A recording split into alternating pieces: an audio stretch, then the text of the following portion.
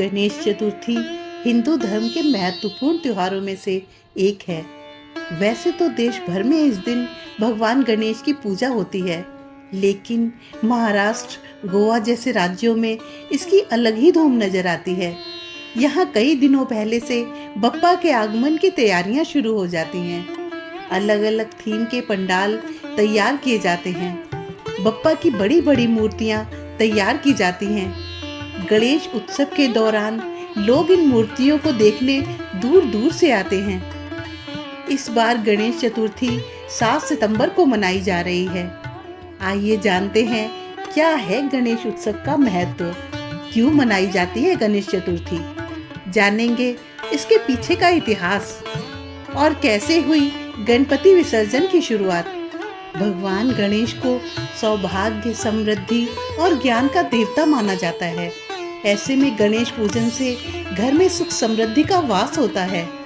मान्यता ये भी है कि गणेश उत्सव के 10 दिनों तक भगवान गणेश पृथ्वी पर ही रहते हैं और अपने भक्तों के कष्टों को दूर करते हैं।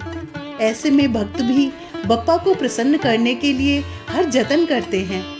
महाराष्ट्र, गोवा और तेलंगाना आदि राज्यों में ये त्योहार काफी लोकप्रिय है। इन राज्यों में गणपति जी के विशाल पंडाल लगते हैं। इस दिन सभी घरों में भगवान गणेश की प्रतिमा का भव्य स्वागत किया जाता है। साथ ही गणेश चतुर्थी का व्रत भी रखा जाता है। इस तिथि को व्रत रखने से व्रती को जीवन में सुख समृद्धि और अनेक लाभ प्राप्त होते हैं। गणेश चतुर्थी भगवान गणेश के जन्मोत्सव के रूप में मनाई जाती है। पौराणिक कथाओं के मुताबिक भगवान गणेश का जन्म भाद्र पक्ष मास के शुक्ल पक्ष की चतुर्थी तिथि को हुआ था। गणेशोत्सव के दौरान सभी लोग बप्पा को घरों में विराजमान करते हैं और 10 दिनों तक उनकी विधि विधान से पूजा की जाती है।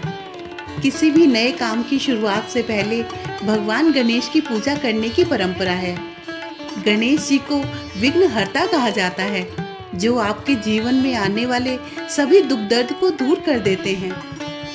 गणेश उत्सव मनाने की परंपरा महाराष्ट्र में छत्रपति शिवाजी महाराज के समय से ही है। गणेशोत्सव की शुरुआत महाराष्ट्र की राजधानी पुणे से ही हुई थी। गणेश चतुर्थी का इतिहास मराठा साम्राज्य के सम्राट छत्रपति शिवाजी महाराज से जुड़ा है। मान्यता है कि भारत में मुगल शासन के दौरान अपनी सनातन संस्कृति को बचाने हेतु छत्रपति शिवाजी ने अपनी माता जीजाबाई के साथ मिलकर गणेश चतुर्थी यानी गणेश महोत्सव की शुरुआत की थी। छत्रपति शिवाजी द्वारा इस महोत्सव की शुरुआत करने के बाद मराठा साम्राज्य के बाकी पेशवा भी गणेश महोत्सव मनाने लगे। गणेश चतुर्थी के दौरान मराठा पेशवा ब्राह्मणों को भोजन कराते थे और साथ ही दान पुण्य भी करते थे। पेशावरों के बाद ब्रिटिश हुकूमत ने भारत में हिंदुओं के सभी पर्वों पर रोक लगा दी, लेकिन फिर भी बाल गंगाधर तिलक ने गणेश चतुर्थी के महोत्सव को दोबारा मनाने की शुरुआत की। इसके बाद 1892 में भाऊ साहब जावले द्वारा पहली गणेश मूर्ति की स्थापना की गई थी। फ्रेंड्स, हम सभी हर साल गणपति की स्थापना करते हैं। साधारण भाषा में कहें तो गणपति जी को बिठाते हैं, लेकिन हम में से बहुत कम लोग जानते हैं कि ऐसा हम क्यों करते हैं। तो आइए जानते हैं इसके पीछे का पौराणिक राज।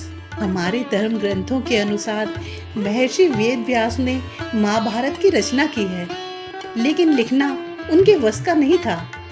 अतः उन्होंने श्री गणेश जी की आराधना की और गणपति जी से महाभारत लिखने की प्रार्थना की।